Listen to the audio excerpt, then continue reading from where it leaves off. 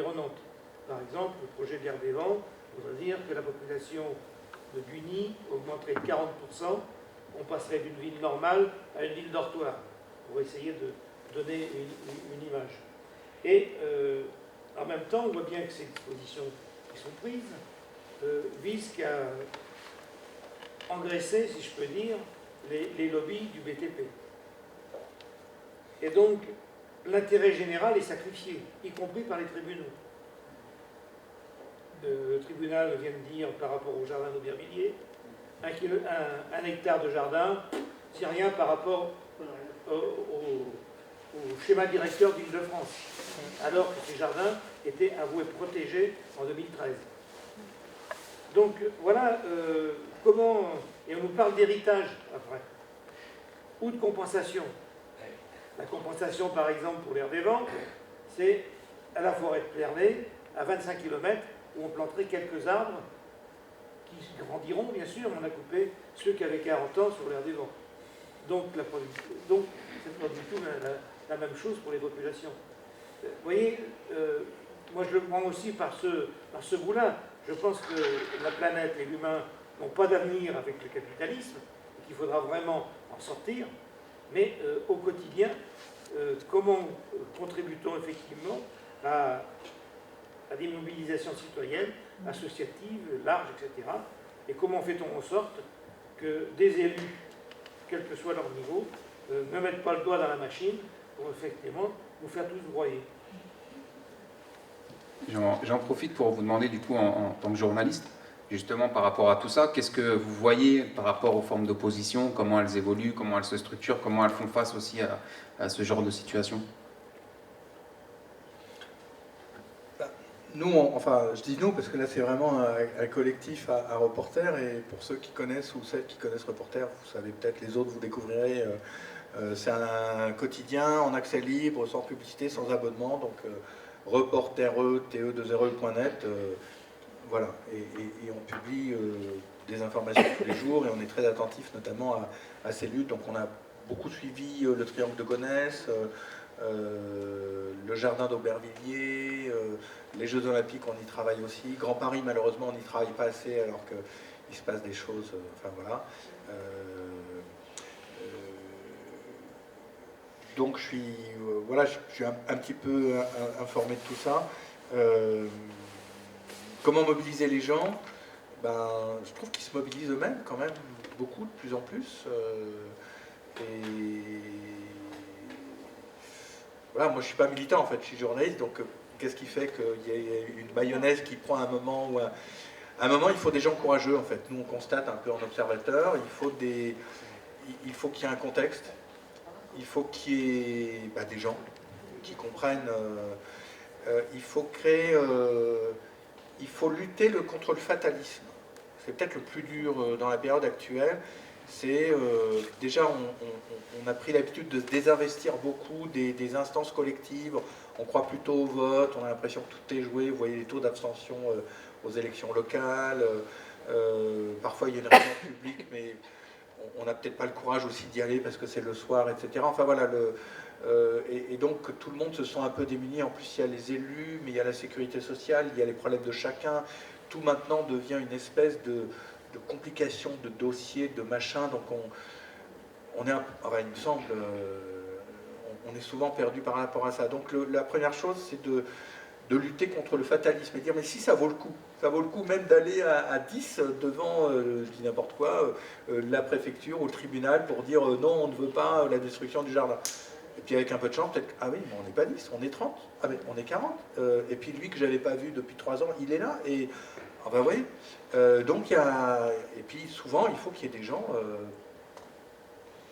voilà, qui sont un peu devant, quoi, qui nous entraînent. Enfin, je pense que je connais personnellement pas beaucoup de, enfin, comment dire, par exemple, Triangle de Gonesse, il y a Bernard Loup.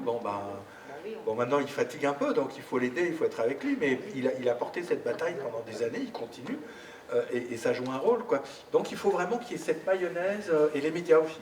C'est important, c'est pour ça que nous, il n'y a pas que nous, Mediapart par exemple est attentif aux questions dont vous avez parlé, et sans doute d'autres que j'ai pas en tête, hein, mais nous à Reporter, on essaie d'être... Et on sent que c'est important parce que quand on voit quelque chose dans le journal ou sur le site internet, on se dit, ah bah ouais, j'étais pas seul. Et puis on va pouvoir transmettre le papier à quelqu'un d'autre et dire, tu vois, bah, vous voyez, ça transmet, ça fait passer l'influx nerveux en quelque sorte. Donc moi, j'ai pas de solution magique, mais je dirais, il y a toujours justement un peu de magie. Qu'est-ce qui fait qu'une lutte marche ou pas? Il faut des gens courageux qui n'hésitent pas à aller devant, qui sont un peu charismatiques, en même temps qui écoutent les autres, beaucoup.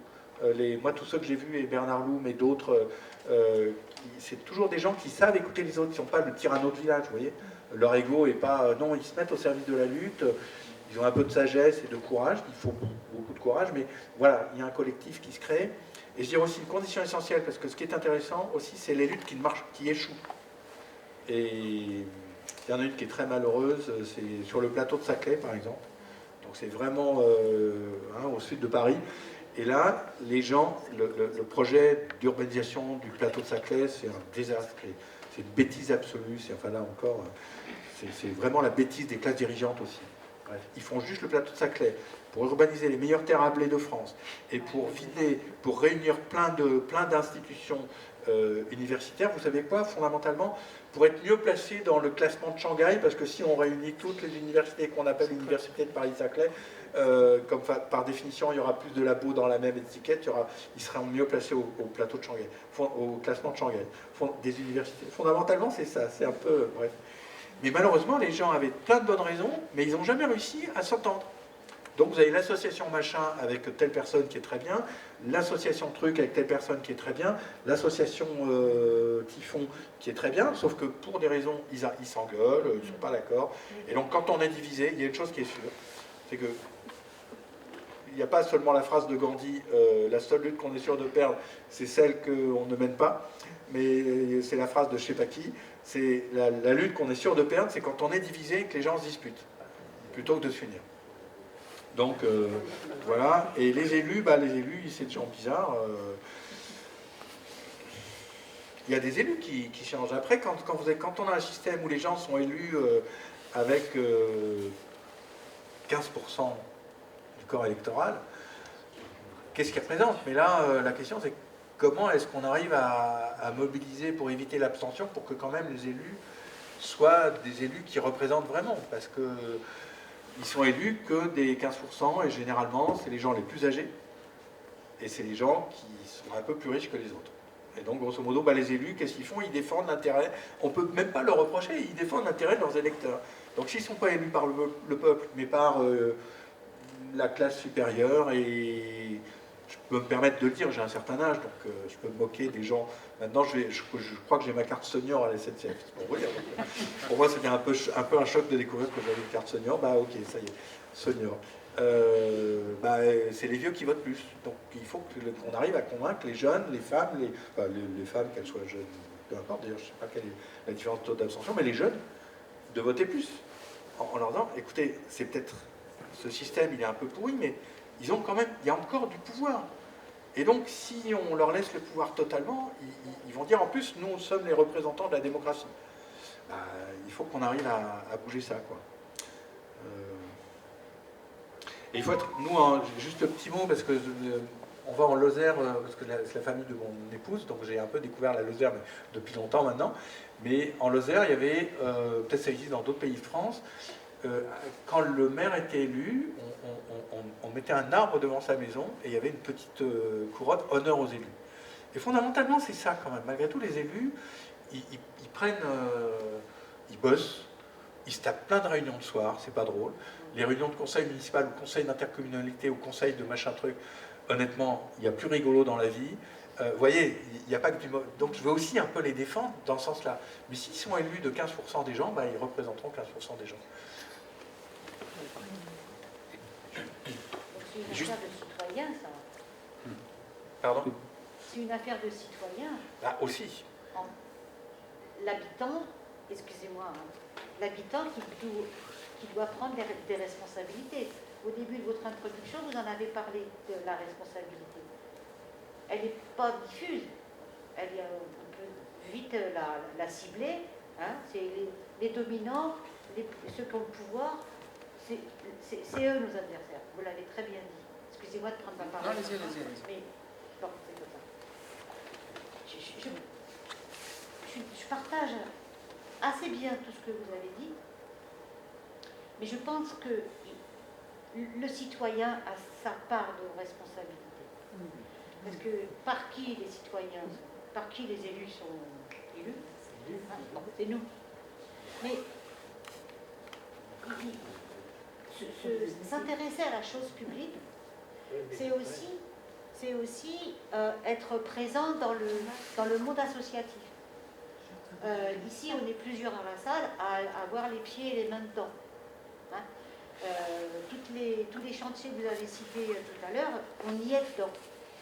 Et on est, voilà, j'entendais derrière moi, ça fait 10 ans qu'on est avec Bernard Loup. Bon, c'est pour vous dire que on sent certaines choses, on aimerait être plus nombreux dans les mouvements écologistes, enfin le nôtre en tout cas. Après les autres, je ne sais pas.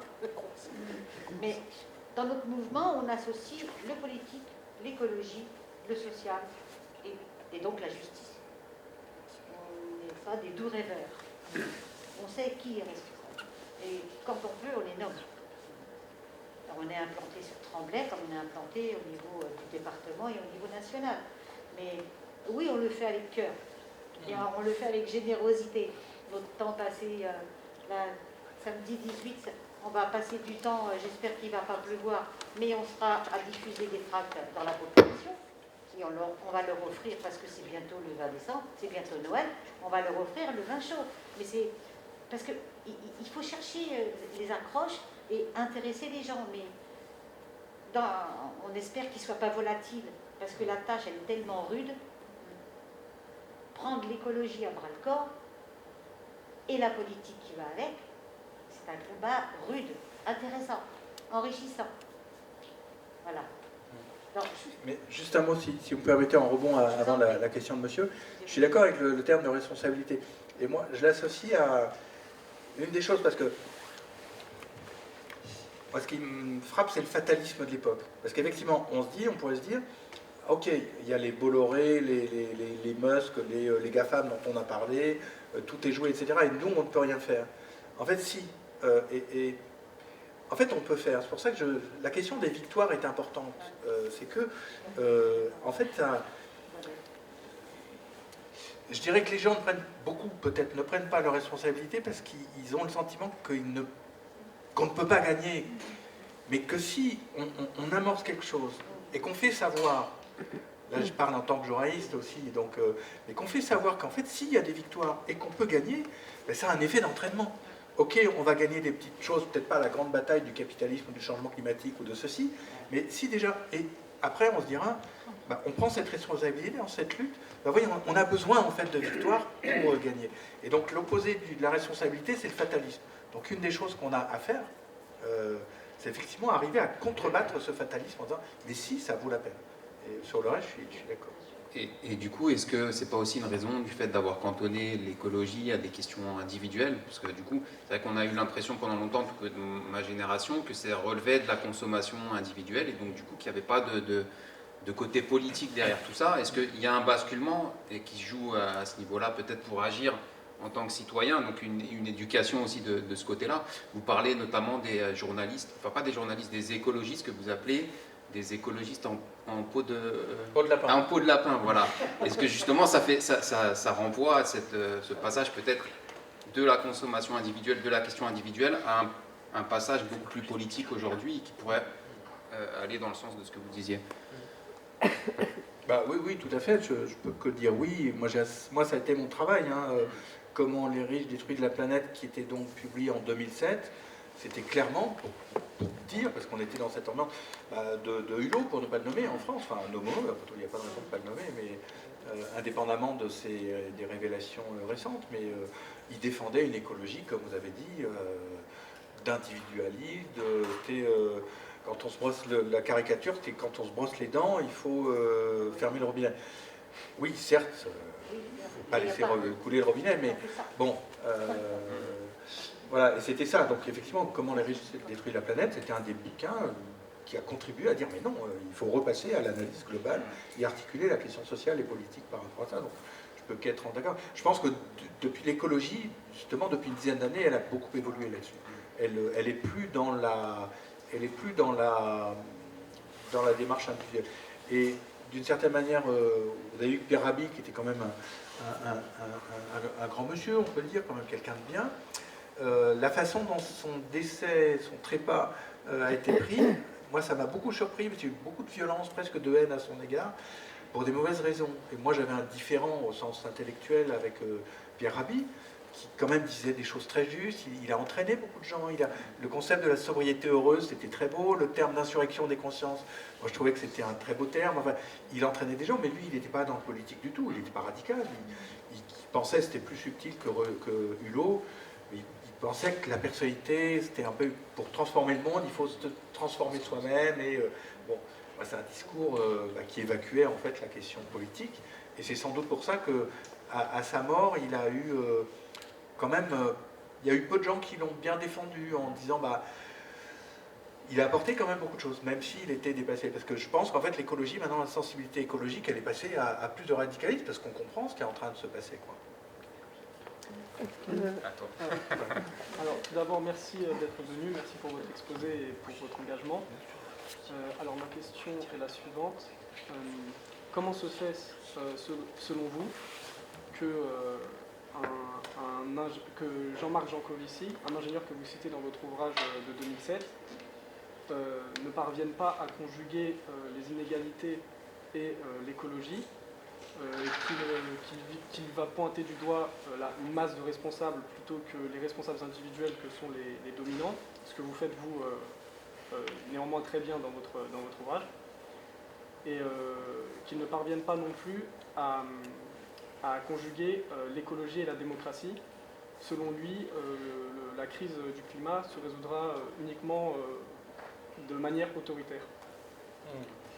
Et aussi, qu'est-ce que vous pensez de cette manière de faire lorsqu'on